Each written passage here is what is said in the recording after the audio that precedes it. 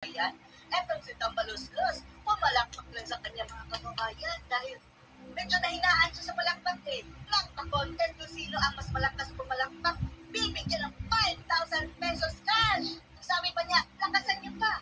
Oh, I can hear you. Oh, sa laki ba naman ng tenga mga kababayan, hindi pa naririnig ang palakpak na parang binili mga kababayan ng 5,000. At kung nagtatanong kayo mga kababayan, bakit nandiyan si Tapa? Oh, sa Batangas mga kababayan. Nag-groundbreaking po mga kababayan sa bagong building ha, ng isang paaralan. Bakit ikaw ang nandyan na malos-los? Supposedly mga kababayan, trabaho yan ng presidente. Oh, Diyos mio, palibasa mga kababayan, ang presidente, tamat. Ito na si Tamba ang kanyang pinapapunta dahil ito ay nag-prepare na ito mga kababayan sa 2028. Oh, para na kung sino namigay-migay na ayuda. As if no, sa kanya galing ang pera. Oh, tingnan po natin ha. Oh, bakit kayo nandyan? Trabaho ba yan ng mga congressman? Ito talaga mga hudas mga kababayan. Oh, ng miyembro ng Quad. Oh, dahil pa ang bawal ng presidente. Tanga! Oh, siya nga! Oh, oh, ito oh, si Akong po, si Paduano na halos hirap na maglakad mga kababayan. Oh, nagpunta pa rin dyan. Oh, syempre, utos ni Tamba. Sila daw ang mga superstar ngayon mga kababayan sa mga Quad. Oh, ha? Palagpakan niyo naman. Oh. Oh, mahina mga kababayan, pansinin niyo ha, mahina ang palakpakan ha. Dahil wala pang inaalok na pera eh. Later on mga kababayan, nag-alok ng pera para mas malakas ang palakpak. Oh, see? Oh, walang, ang iba nga hindi tumayo oh. Ang dami pang nakaupo. Oh, walang palakpak. Ito mga kababayan, nakulangan si Tamba mga kababayan. Kaya nagpa-contest. No, hindi nyo ako papalakpakan. Hindi kayo bibigyan ng pera. O, kung sino ang mas malakas pumalakpak, bigyan ng 5,000. Tuhuli pa ng lastas. Pagkalastas, umas. Ano daw? Huling pa lastas.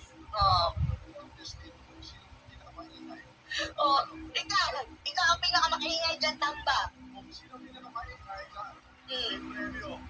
Pinakamalakas daw ang cheer mga kababayan dahil yung introduction eh, konti lang ako malakpak mga kababayan. Parang namatayan.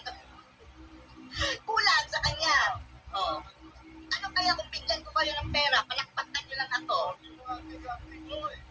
Oh, tinga, hindi ko naririnig ha. Oh, sa laki ng tinga hindi narinig.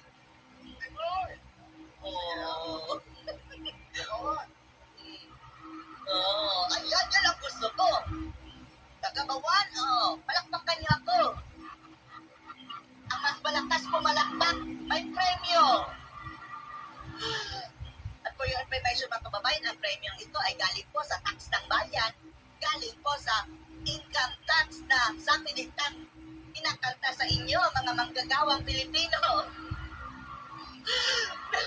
Nilulustay ng, nilulustay ng taong ito mga kababayan na dinidisguise as ayuda na ang katotohanan ng mga kababayan is para ng ginagamit sa kampanya. Ano agenda yan dyan? Groundbreaking na isang congressman, trabaho yan ng presidenteng tamad. Palibasa mga kababayan, hindi nagtaluban. Pahapi-hapi lang siguro presidente. Ito naman, atag-datag paging presidente. Kaya nandyan. Ang daming pera mga kababayan. Oh.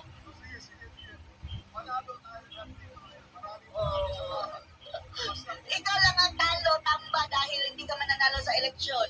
Ang talo, nung sa bayan ng Pilipino na nagbabayad ng buwis na, ginagamit mga kababayan, akala sa kanilang pera, kung makamigay-migay, parang, ba, disposable talaga mga kababayan. No? Parang, ganyan. Parang factory na ng pera ba? Tukot pawis yan ng bawat Pilipinong nagbabayad ng buwis, ungas. Akala mo sa'yo, para lang palakpakan ka, isulat ang lahat ng pangalan.